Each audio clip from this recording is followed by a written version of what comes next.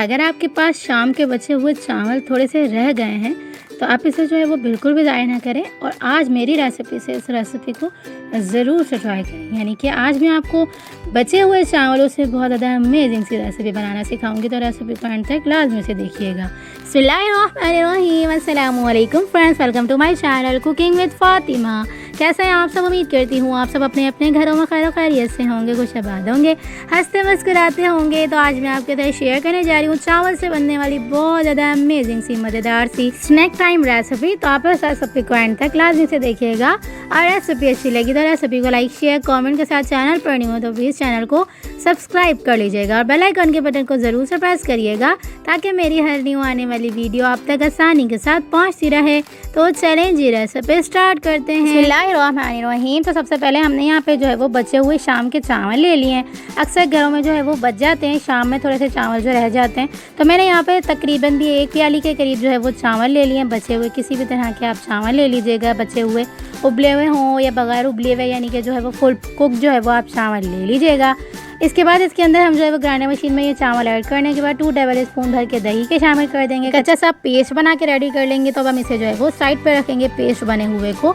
अब हम जो है वो एक बाउल के अंदर तकरीबन भी 1 प्याली के करीब भर के, यानी कि बड़ी वाली प्याली के करीब इसके अंदर हम जो है वो बंद गोभी ऐड कर देंगे। तकरीबन भी 1 प्याली के करीब ही इसके अंदर हमने 2 अदद जो है वो चॉप की हुई प्याज ऐड कर दी है रफली सी। तकरीबन भी 2 से 3 इसके अंदर हमने चॉप की हुई हरी मिर्चें ऐड कर दी हैं। 1 टीस्पून इसके अंदर हमने नमक शामिल किया है। 1 टीस्पून इसके अंदर हमने काले मिर्च पाउडर ऐड किया है। 1 टीस्पून इसके अंदर हमने जो है वो भुना कुटा जीरा ऐड किया है। तकरीबन भी 1 टीस्पून इसके अंदर हमने जो है वो कुटी हुई लाल मिर्चें ऐड की हैं। तमाम चीज़ों को अच्छा सा मिक्स करेंगे। मिक्स करने के बाद इसे हमने तकरीबन भी 10 से 12 मिनट के लिए छोड़ दिया था। देख सकते हैं आप पानी जो है वो छोड़ चुकी हैं, प्याज भी और गोभी भी। तो अब हम इसे स्टेज के ऊपर, यानी कि हमने 10 से 12 मिनट इसे इसलिए ही रेस्ट दिया था ताकि ये जो है वो एक अच्छे सा पानी अपना छोड़ दे, क्योंकि प्याज और गोभी जब मिलती हैं तो एक अच्छा सा जो है वो पानी छोड़ती हैं, क्योंकि इसके अंदर हमने जो है वो नमक ऐड किया है।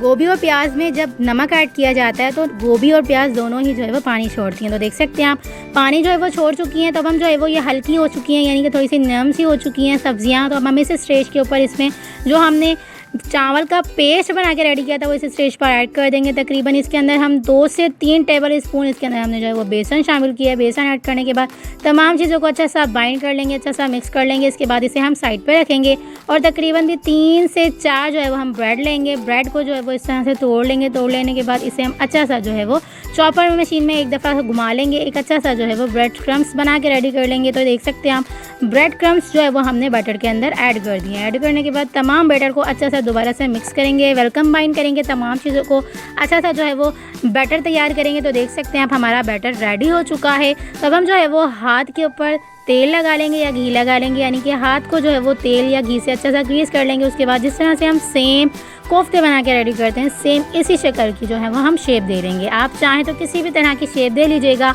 लेकिन मैंने यहाँ पे जो है वो सिंपल जिस तरह से हम जो है वो कोफ्ते बना के रेडी करते हैं सेम उसी शक्ल में मैंने इसे जो है वो शेप दे ली है। तो आप भी इसी तरह से कर लीजिएगा। सिंपल तरीका है, आसान तरीका है और बहुत ज़्यादा कम इंग्रेडिएंट्स में एक मज़ेदार सी स्नैक जो है वो आपकी रेसिपी बन के रेडी हो जाएगी। तो इसे आप जो है वो चाय टाइम में भी ले सकते हैं, चाहें तो आप इसे जो है वो बच्चों को लंच बॉक्स में भी ऐड करके दे सकते हैं। तो एक एक करके मेरे तमाम जो है वो पकोड़े कह लें, लड्डू कह लें, बन के रेडी हो चुके हैं। तो अब हम इन्हें जो है वो फ्राई करेंगे। तो फ्राई करने के लिए सिंपल मैंने जो है वो तेल को मीडियम टू हाई फ्लेम पर अच्छा सा गर्म कर लिया। गर्म तेल के अंदर हम एक एक करके तमाम जो है वो ये ऐड कर देंगे।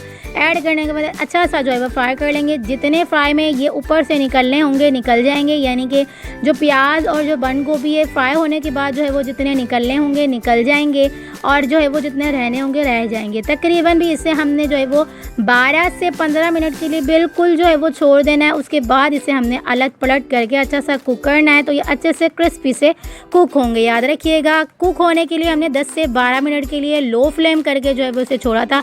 इस तरह से अंदर से भी बहुत ज़्यादा अच्छी तरह से क्रिस्पी से हो जाएंगे, अंदर से भी बहुत ज़्यादा अच्छी तरह से गल जाएंगे। तो देख सकते हैं आप कितने क्रिस्पी से क्रंची से, बाहर से ये बहुत ज़्यादा क्रिस्पी क्रंची से और अंदर से कितने सॉफ्ट से अच्छे से कुक हुए हुए देख सकते हैं आप। बहुत ज़्यादा अमेजिंग से बन के रेडी हुए हैं।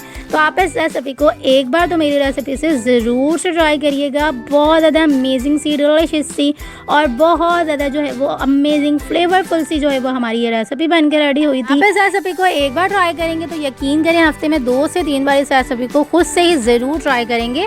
तो इस रेसिपी को एक बार ज़रूर से ट्राई करने के बाद मुझे अपना फीडबैक तो ज़रूर से दीजिएगा, आपको ये रेसिपी कैसी लगी। तो चलें जी, मिलते हैं नेक्स्ट वीडियो में। जब तक अपना ख्याल रखिएगा, मुझे दुआओं में याद रखिएगा। मिलते हैं नेक्स्ट वीडियो में बहुत ही आसान, सिंपल और यूनिक सी रेसिपी के साथ। अल्लाह हाफिज़।